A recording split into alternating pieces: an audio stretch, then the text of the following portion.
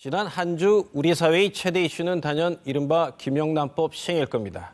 이런저런 논란과 우려 속에서도 깨끗하고 공정한 사회를 만들기 위해서는 꼭 필요한 법이라는 데에는 많은 이들이 동의하고 있는 것 같습니다. 김영란법에 금세 묻히긴 했지만 지난주 도내에서는 큰일이 또 있었죠. 일어나서는 안 될 끔찍한 학교 폭력 사건이 또 발생한 겁니다. 개요는 이렇습니다. 지난 26일 오전 원주의 한 중학교 화장실에서 이 학교에 다니는 A군이 동급생 B군을 흉기로 찌른 겁니다.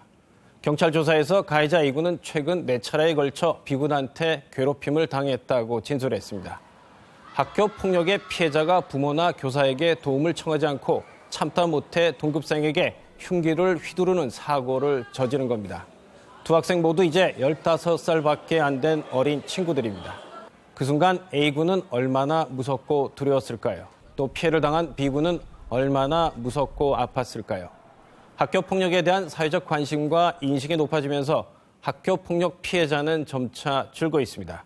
하지만 학교 폭력 자체를 근절할 수는 없을 겁니다. 다양한 사람이 모여서 생활하는 사회나 조직에서 갈등이 격해지면 종종 발생하는 다툼이나 폭력이 없을 수는 없기 때문입니다. 학교도 예외는 아닐 테고요. 문제는 그 갈등과 특히 폭력이 일시적이 아니고 특정인을 대상으로 지속적으로 가해질 때는 이번처럼 심각한 2차 피해가 발생할 수밖에 없다는 겁니다. 학교 폭력 예방을 위해서 생명 존중 교육을 강화하고 학교 전담 경찰관을 배치하는 등 각종 대책이 시행되고 있습니다.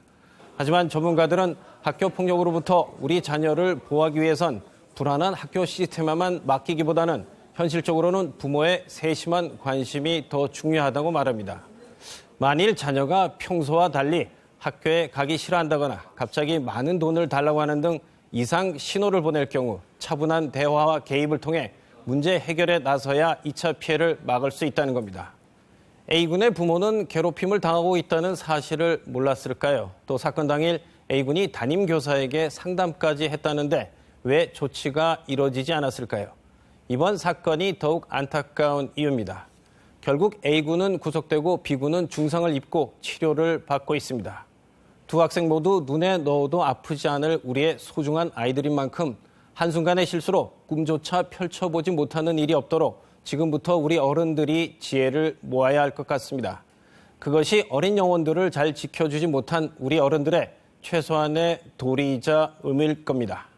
지원 논평